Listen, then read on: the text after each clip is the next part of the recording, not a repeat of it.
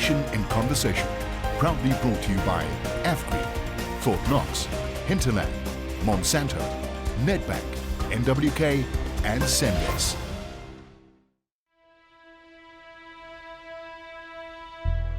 We share the future, stand side by side, one earth, one people. We'll turn the tide, and in the future they will say with pride, one earth, one people. We turn the tide, side by side. Good day, this is Nation in Conversation. We welcome you from Forum Harmony in the cradle of humankind. Today's discussion centers around labor relations and human resources, with a particular focus on the development of new farmers and mentorship programs. Remember to join the discussion on Twitter at Nation Converse. Joining me in the studio is Marion Chiquinya, Managing Director of Harvest Time, Max de Pre, Political Analyst and Writer, and Joe Mashwanganye, Executive Director of Senvis. Marion, I want to start with you. In terms of this challenge of developing new farmers, what are the major obstacles and how are you approaching that? Thank you, Theo. For us, the journey started in 2012 when we started seeing more momentum in terms of bringing new farmers into our client database, and we realized that there were a number of challenges that not only affected the new farmer but the commercial farmer, but then the new farmer was affected to a more severe impact. So what we did was we wanted to set up a new unit that would address those challenges specifically. And the challenges that we had identified was there was a lack of skills, there was a lack of technical guidance that was provided to the farmer, and also there was a lack of access to funding. And how we were able to respond to those three challenges was we set up a training and development program that would address the lack of skills element by proper classroom training, where we provide classroom training to the farmers at our various hubs that are centered within the country. And then we also do demonstrations at those farms. So we show the farmer exactly what was taught to them in the classroom. And then the way we address the technicals, the lack of technical guidance, we bring in technical people in the form of agronomists, soil analysis specialists, and so forth, that go to the farm while the farmer is farming at their farms and take them through the process and make sure that they're doing the right things at the right time. And in terms of access to finance, I think the biggest issue there is not necessarily whether the finance is there. The finance is there. It's for the farmer to be able to access that. And I think risk is the biggest issue. And we have been able to bring in different mechanisms in order to manage that risk better.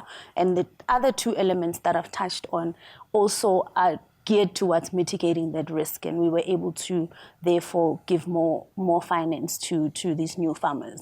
Joe, from an agricultural company point of view, why is it important to develop new farmers?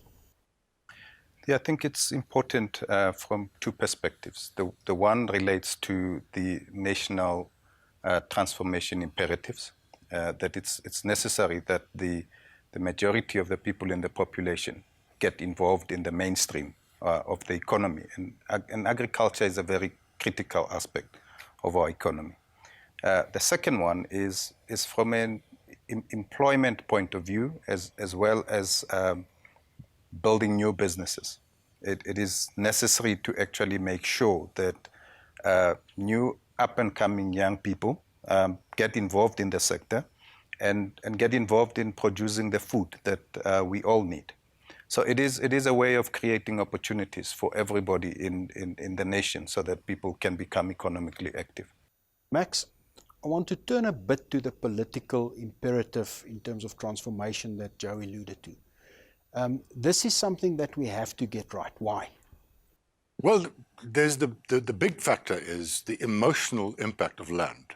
Every liberation movement in Africa, but beyond that, in Asia, and especially South America, went through a phase, a post-colonial phase or post-liberation phase, where they said, well, it is about the land. It is about the land. If we don't have land, we have nothing. Now, that doesn't apply so much rationally anymore. because agriculture has become more of a business. But the emotional part has remained. Among white people, Afrikaners specifically, also, but especially among black people, saying, you came here, we had all the land, now you have the land, and we the laborers. So there is that political problem that you need to fix, but you need to fix it in a way that will not destabilize agriculture, that will not undermine food security and all those other important factors. But politically, it is important for stability.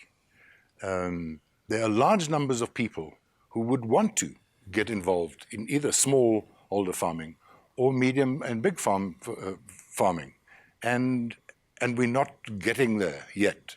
And there's a frustration boiling over, and what you now have is politicians sometimes become a bit reckless and use this argument and promise land and play a land card that creates a wrong expectation, saying it's like, we're going to give you the land and you're all going to be rich. So we need to do this quickly, but in an orderly fashion. And what this kind of conversation is important is because people need to get the right perspective. This is 2015 now. Agriculture is something very different. And the Zimbabweans learned it the hard way, that you cannot only go with the emotional side. You've got to balance it with the economic realities. Marion, are you seeing successes in your programs? Theo, there are a lot of success stories that can be shared. I think with the program that we run specifically, there hasn't only been success with one specific farmer, but there has been success in overall the program itself, because we have seen ever since we started the program through the different seasons that all the farmers that are in the program have been able to repay their facility. But one particular success story that I would like to share with you is of a farming entity that farms in Mpumalanga. It's a fully run black female co-op called Tamareta in Mpumalanga. They're farming on a 120 hectare arable land. They're farming white maize. They've got access to about 200 hectare farm. And there we were able to come in and provide a production facility for them to farm on 100 hectares, and they've yielded close to 5 tons per hectare, which is a very, very good result. And not only have they been able to repay their facility, but they've also been able to grow their human resources on the farm, particularly during harvesting. So your seasonal laborers have grown, and also they've been able to grow their business. So that is a very important aspect to seeing success, also growth in the business. It's a success story that we pride ourselves on. Joe, why do we not hear about the successes, but we are confronted with the failures usually? Yeah, I think there's 2 reasons to it.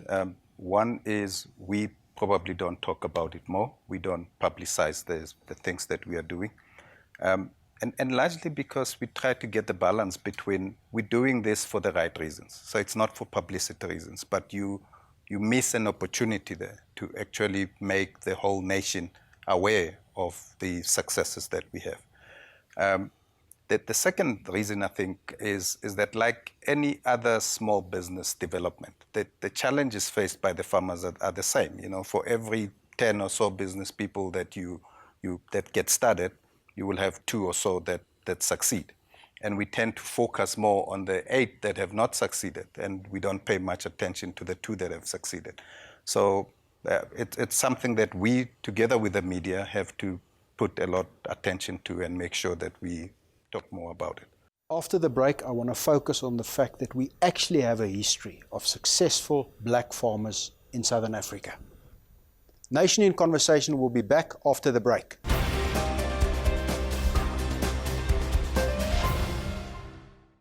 Welcome back to Nation in Conversation. We continue our discussion around human resource management and the development of new farmers. With me in the studio is Marion Shikunya, Managing Director of Harvest Time, Max de Pre, political analyst and writer, and Joe Mashwanganye, Executive Director of Senves. Max, I want to start with you. A lot of people wouldn't know this, but we actually have a history of successful black farmers in South Africa. Oh, a very rich history. And we can go all the way back. When the Dutch East India Company arrived at the Cape to start a refreshment station for the ships going to the east, they came upon the Khoi, who had the most beautiful cattle and sheep. And they were astonished at how these people kept this going. When they moved to the Eastern Cape, they came across the Xhosa-speaking farmers, highly successful farmers. If we take it a little bit further, in the early 19th century, early 1800s, when we had a tumultuous time with different clans fighting each other, and it was Shaka and Mzilikazi and all these guys, we had a figure, the Basotho king, Moshoeshoe, who realized something that we're realizing again today, that food security brings stability and peace. And he put his people all on Thaba Bosiyo, a mountaintop in what is today Lesotho, and he built vast herds of cattle. I mean, tens of thousands of heads of cattle and sheep, and he planted in the valleys below. And that stabilized the whole region at one of the most difficult times, Defakane, as they called it. People came, people could eat, children could develop properly. So that was a successful, but we saw this right through the 19th century. When diamonds and gold were discovered, you saw the beginning of small black farmers who farmed especially vegetables and sold it to mining companies, very successful. So early, from 1900 on, after the Anglo-Boer War, some of these farmers were becoming quite wealthy. And up to the 1930 Native Land Act, when all was stopped in its tracks. Even after that, in places like Hammanskraal, where there were exceptions made, you saw black farmers buying land in groups or as individuals, and they built really successful agribusinesses. And eventually they got moved because they were black in a white area. So yes, we have, like we have in neighboring states. I mean, if you look at Namibia, the Herero farmers there are legendary cattle farmers. And in Zimbabwe, even now, with the destabilization, there are some farmers who are spectacular in how successful they are. So we have to remember this and dispel this notion that we have no history of successful black farming. It's in all of our people's blood.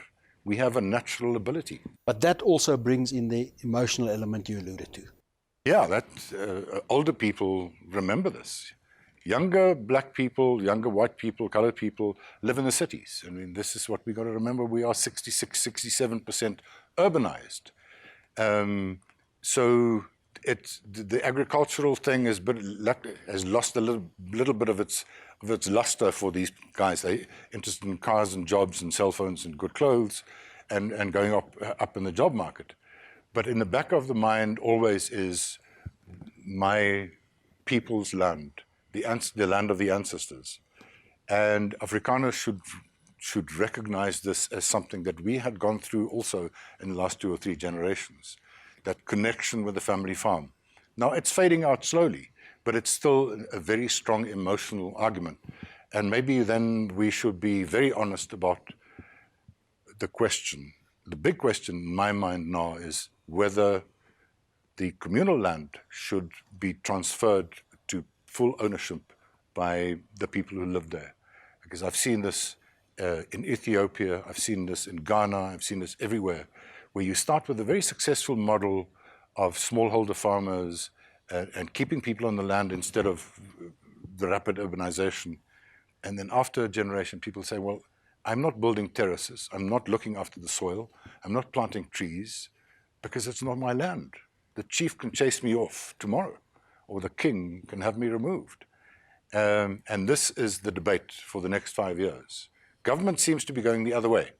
The ANC seems to be going the other way because my own analysis is that they are seeing a shift in their support from urban to rural areas. So they want to look after the traditional leaders and the chiefs, which I think is a negative development. It goes against the grain of history. But this is the big debate. When are we going to transfer people's communal land to private ownership? And therefore get the necessary finance, security of Then you have tenure, security. all the elements. Then you have security. You can actually go to a bank with it. you have pride, you have something that you can leave your son or your daughter. It brings a whole different kind of thing. And we need to say to ourselves that culture is never static. And I know the history of the black cultures was that there's only communal, if we look back 200 years ago, there's only a history of communal land ownership, whereas the white people who came here came with the European concept of private ownership. But culture is not static. And that idea of communal land is being phased out. And it'll be resisted, especially in KwaZulu-Natal, where the king is very strong and owns virtually all the land of the Ngonyama Trust. But this is a difficult conversation that we should all be having now for society, but especially for agriculture. I saw last week in Elgin, in Grabouw, in the Western Cape, where farmers from the Eastern Cape with a right to land, in this case near Koffenwaber, this guy that I spoke to, he brought all his cattle and his goats to the city. And then he blocked the N2 because he says, why don't you give me land here? And I went to him and I said, why do you want land for your cattle here? You come from the Transkei. He says, there's nothing going on there. I want to be near the city. These are the kind of things happening now. We've got to stay up with the latest developments. It's not static.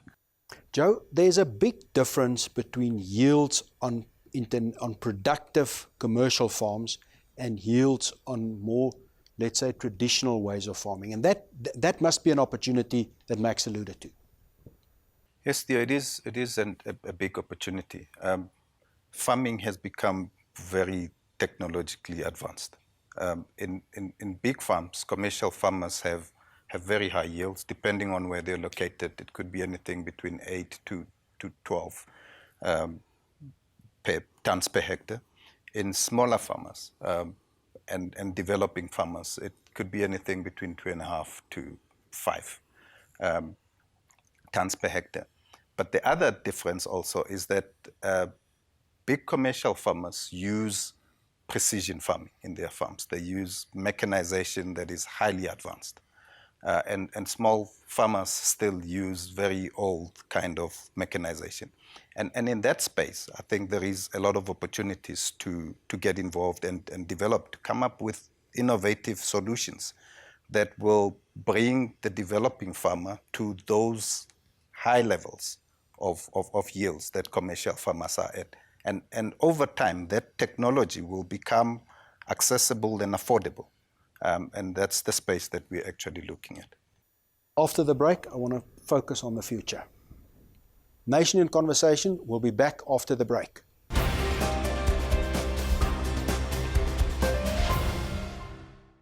Welcome back to Nation in Conversation. We continue our discussion around human resource management and the development of new farmers.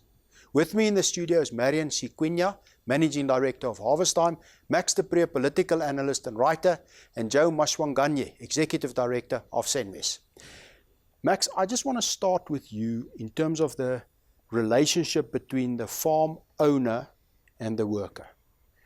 There was a certain historic background to that, similar to mining, and that also needs to change. Oh yes, it's at the same time a problematic and not a problematic relationship, because it's a very intimate one. Often, it's often you have families living together on the same small area of land, far from a town, far from a city, and so they get to know each other intimately.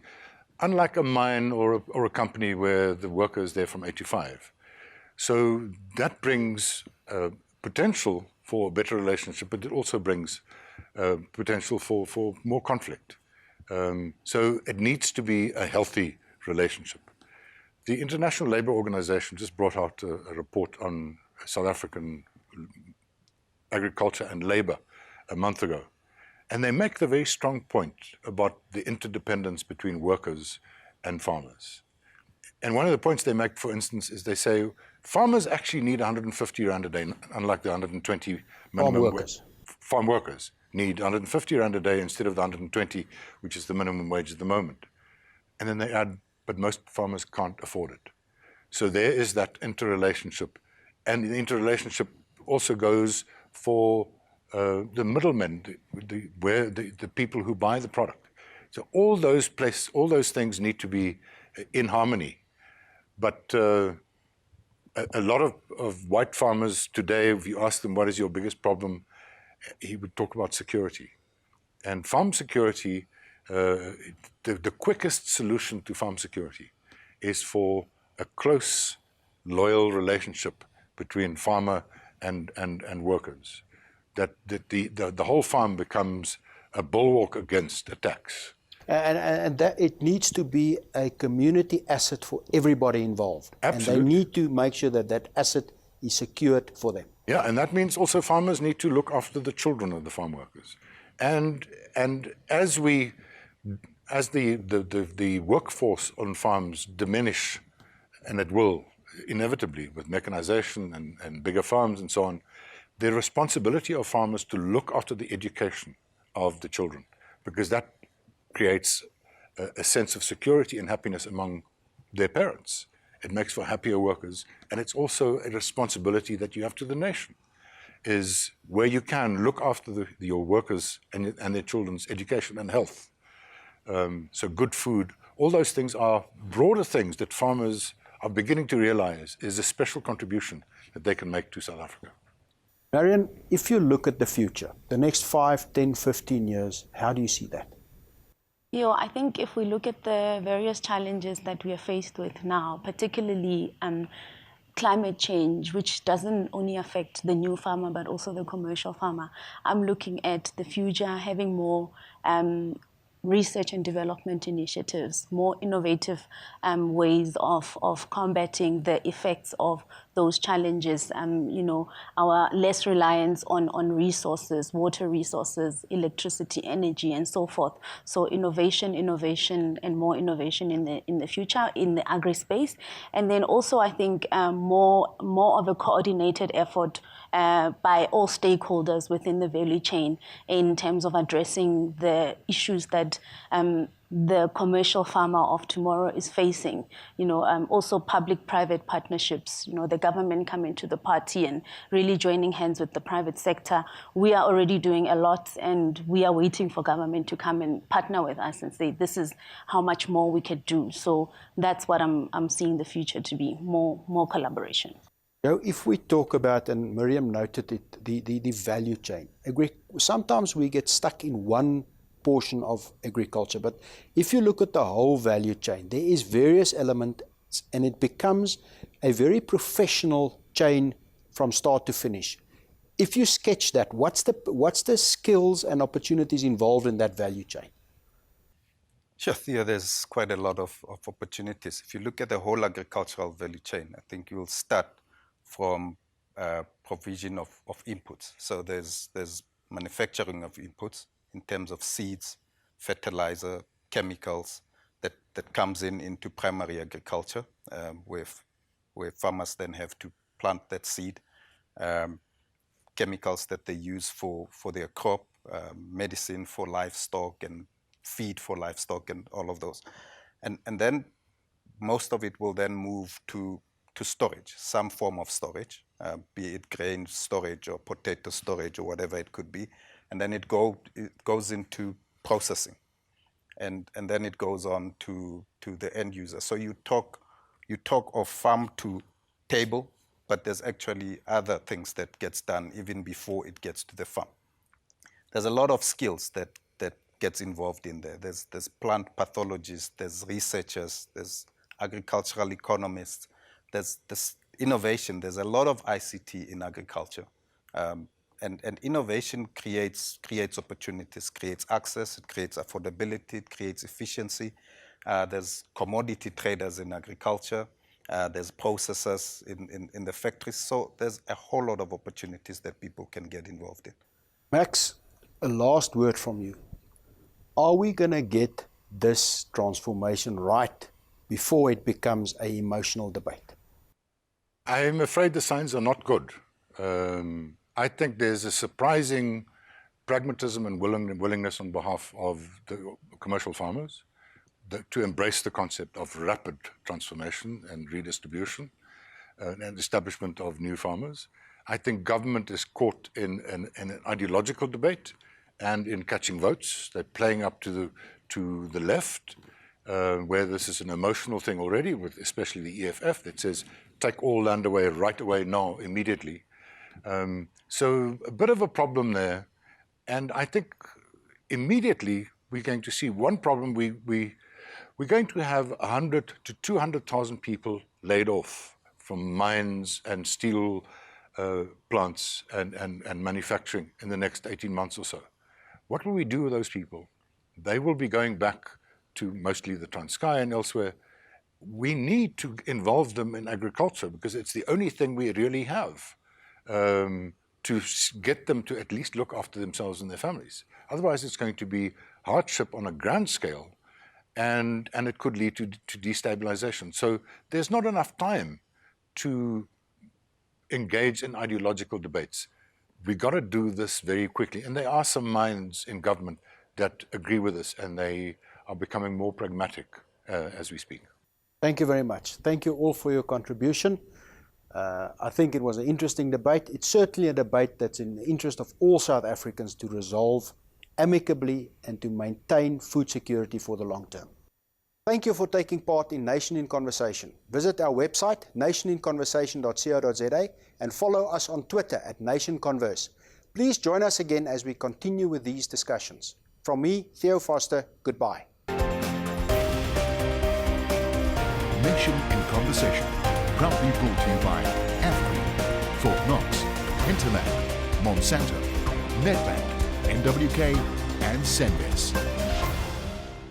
The world is changing today. The world is changing in every way. Let's stand together, put our hands together, join hands forever. We're making it better. No matter where you are, you could be near or far away. We're singing